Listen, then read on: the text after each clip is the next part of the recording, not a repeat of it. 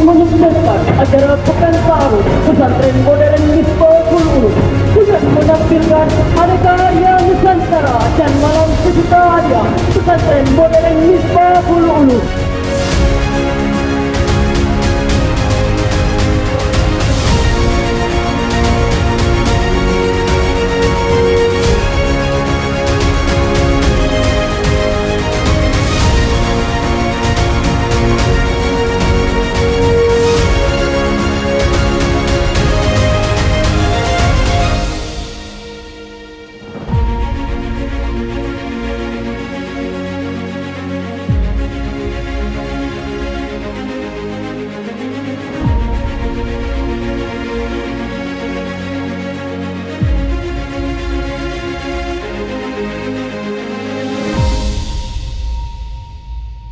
Harapan kedepannya ya tentu seluruh warga Misbahul Ulum, santri baru khususnya mempunyai pemahaman yang baik tentang pesantren.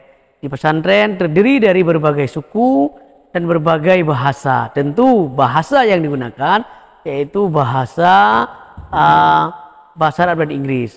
Yang kedua juga dalam acara ini diperkenalkan tata cara busana yang benar ya. Seperti busana ke masjid, olahraga, tidur, sehingga anak baru, santri baru mendapatkan pemahaman yang baik bagaimana menggunakan pakaian yang sesuai dengan pesantren.